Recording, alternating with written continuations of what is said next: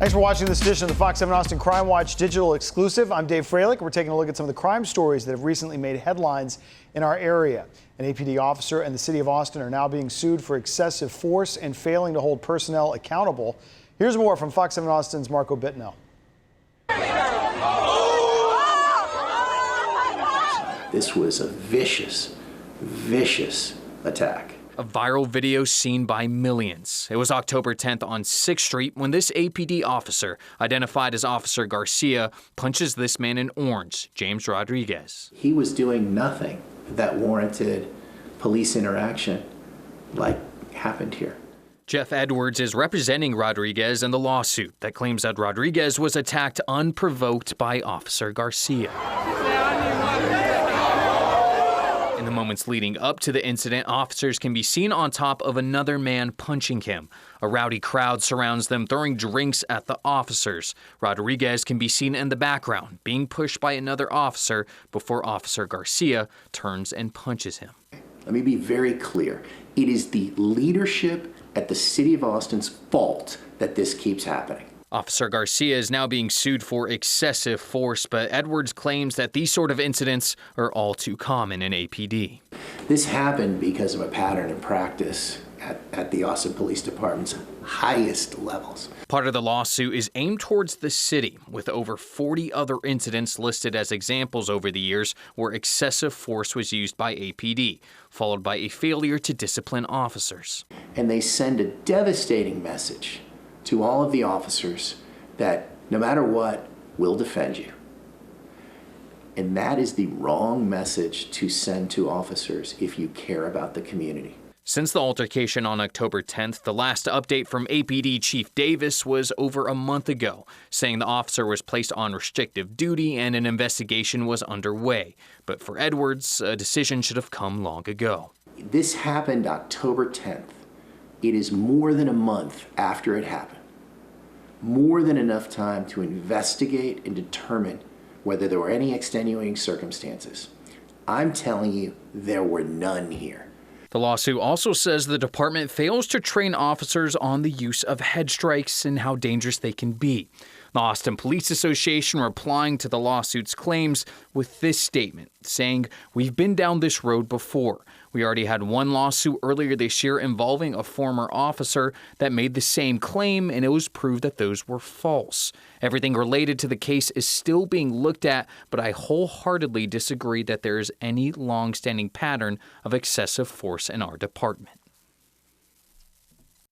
Rodriguez's attorney says he's now recovering. Austin police confirm a man's been arrested for murder after a victim was found dead inside a cardboard box on Victory Drive near Ben White and South Lamar in South Austin. 63-year-old Robert Wentworth was found dead. APD arrested his 24-year-old roommate, Aiden Hunt, who lived yards away from where the body was found. Two people have been arrested in Polk County charged with concealing evidence in connection to a deadly 2023 crash. Here's more on that story from Fox 7 Austin's Meredith Aldis. This is video from a feed store in Polk County. It's a rainy day in January 2023. Watch as the yellow 18-wheeler pulls out into this intersection and a car is coming towards it. This is the aftermath. Inside the car, Vandergrift High School graduate Grayland Spring and his friend Micah McAfoose. They were both playing ball at SFA and heading to Houston to support their friend at a track meet. Krista Spring, Grayland's mother, receiving a phone call from the Corrigan police chief. My first thought was, this is not really real. And he got real serious. And I just remember starting to shake and got real nervous. And I got a piece of paper and wrote down the information that he gave me. She says her family rushed to the piney woods of East Texas. My thought was, well, maybe he's got a broken arm or, something simple. But there was nothing simple about what we walked into. It was a nightmare. McAfoose died in the crash. Spring later passed away at the hospital. It was the worst thing I've ever experienced in my entire life. You have your registration, insurance, your permit book? This is Antonio Sandoval, the driver of that 18-wheeler. Pulled out of there. I didn't see nobody coming, so I pulled out. I look in the mirror, look at that side, so nobody hit me so I can get in here. By the time I knew it, he was under it. The man who Sandoval was driving for, Marlon Kendall Hughes, later shows up. He's apparently known in this town. Police officers even pointing it out. The point was, this is a hot potato for us because of Hughes' trucking. And I just wanted an extra set of eyes. Who's Mr. Hughes to y'all? You see that? Well, I've met him. Okay. He owns a majority of the city. During the inspection and investigation, Sandoval goes through the tires, lights, and a dash camera is seen on the windshield, but law enforcement don't take it. Court records reveal after the crash, Sandoval was driving the 18-wheeler back to Hughes Trucking Company when Hughes called and asked if he had a dash cam. Sandoval said he did. Hughes asked him to bring it to him. Sandoval later told investigators he did so because he didn't trust law enforcement and he trusted Hughes to safekeep it. Hughes told police he tried to find a video on the camera system but couldn't because he didn't know how to work it. Instead of letting investigators know about the camera, Hughes gave it back to Sandoval. We want to know what happened with this dash cam. About a month after the crash, the Springs attorney asked Sandoval's attorney about it. She responded saying, quote, "To relieve your current anxiety, I can tell you that the defendants in the pending lawsuit have not located any dashcam or dashcam video and will respond accordingly to any discovery." But after reviewing the footage again, a forensic technician was sent to pick up the dashcam from Sandoval's home. Records reveal it was physically damaged and may have even been deleted or wiped. Both Sandoval and Hughes deny they did anything to the footage. Earlier this month, they were both arrested by Texas Rangers for tampering with evidence. Kind of that weight off your shoulders is lifted a little bit, and that, something that we've been fighting for so long is finally being looked at. Spring says this is a small step, and she will continue to fight for justice for her son.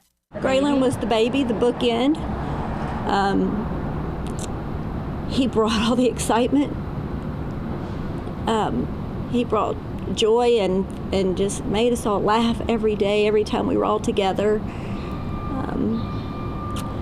His smile and, we just miss his vivacious smile. Graylin was very well loved. He was loved by his friends in the community, his friends at Vandegrift, his friends at Stephen F. He is very well remembered. In a statement, Hughes' attorney says, quote, "Mr. Hughes is a highly respected businessman and valued member of the Polk County community. He has no prior criminal history and did not commit a crime in this case. We look forward to presenting our case in court." Meredith Aldis, Fox 7 Austin Crime Watch. Mistrial has been declared in the case of an Austin police officer facing a deadly conduct charge for the shooting death of a tech entrepreneur. The jury deliberated for about 14 hours, then told the judge they were deadlocked. In 2022, APD officer Daniel Sanchez was one of 3 officers who responded to a 911 call about a man pointing a rifle down the street of an Austin neighborhood. When Officer Sanchez arrived, Raj Munsinga shot twice into his home. Sanchez then shot Munsinga 5 times. Following the judge's ruling, the Travis County District Attorney said in a statement, quote, "Our hearts continue to go out to the Munsinga family who have waited so long for justice. The judge will reset the case to a future date," end quote. Popular Austin grocery store was recently robbed. Now the owner is looking for city leaders to make changes. Here's more from Fox 7 Austin's Marco Bittnell. What he was there for, he had scoped the store out. 11:50 p.m. last Tuesday, a suspect clad in all black pacing in front of the Nueces Street Royal Blue grocery. He then reaches for something in a bag and opens the door. He walked in and said, "Give me all the money in the registers." A gun is then pointed directly at the cashier as the suspect demands the store's money, even pointing to the safe hidden behind the counter.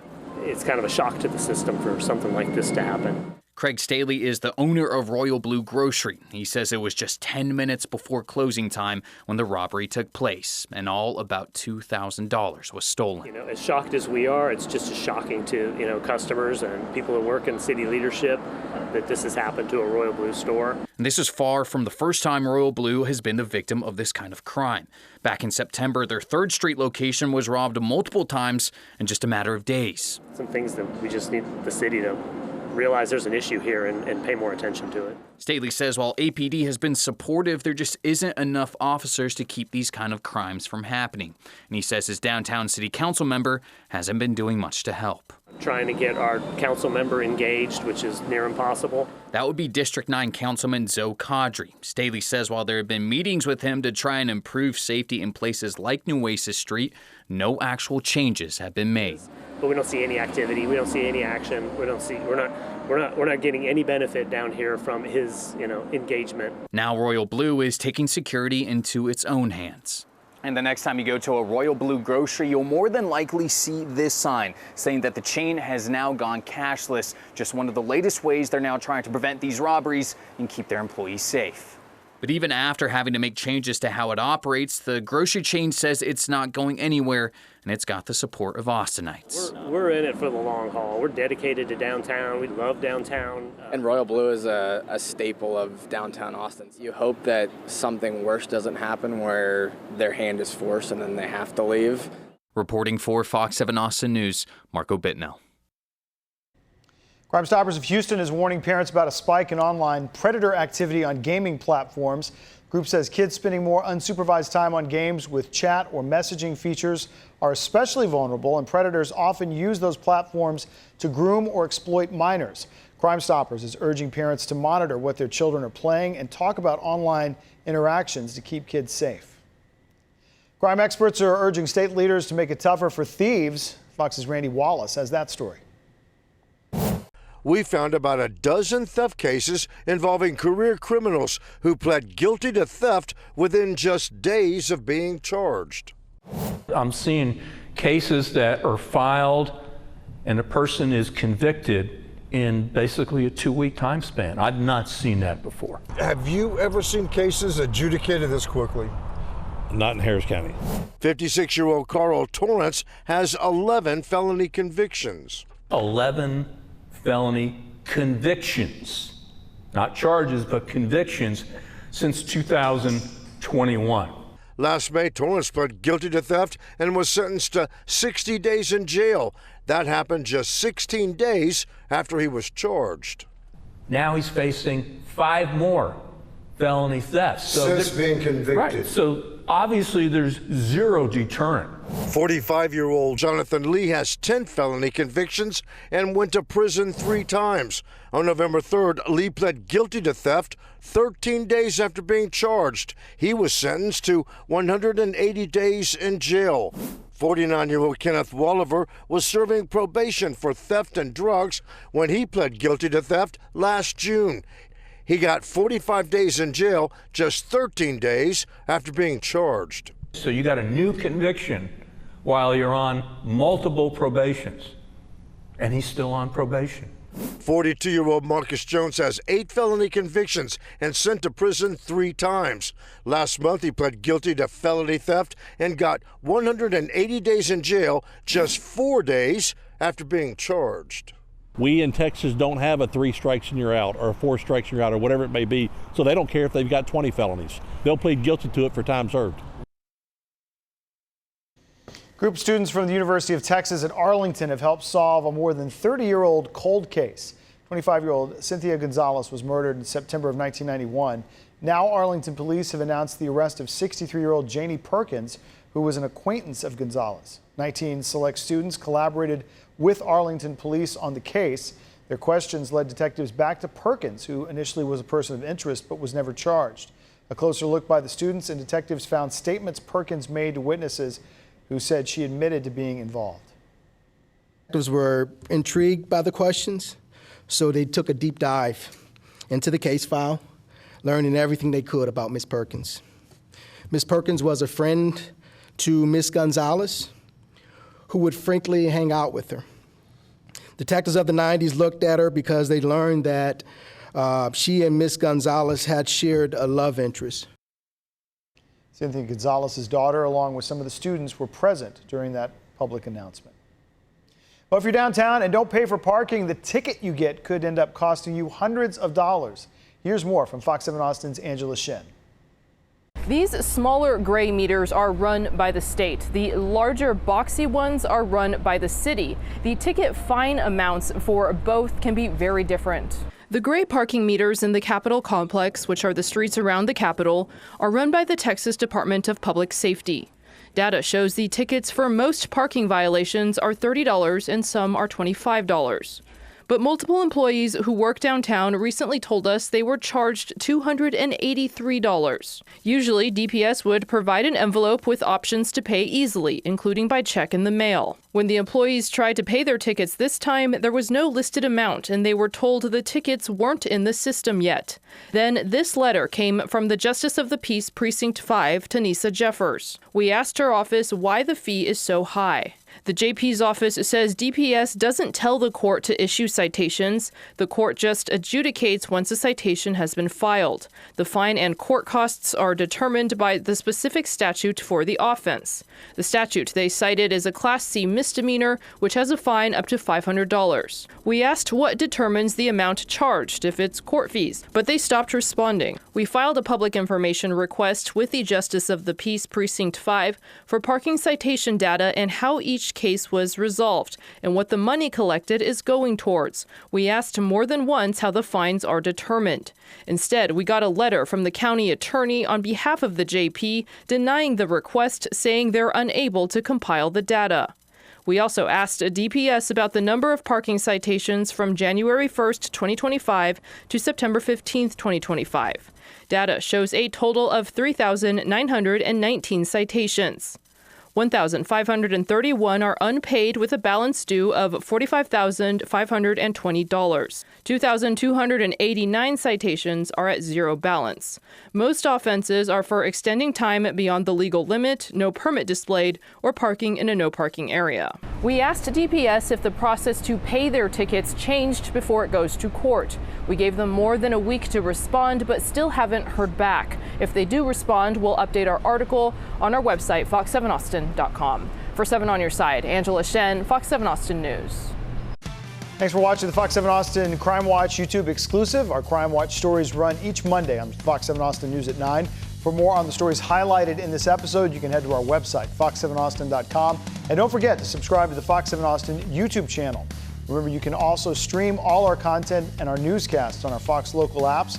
They're free to download and available for your phone, as well as connected TV platforms like Roku and Apple TV.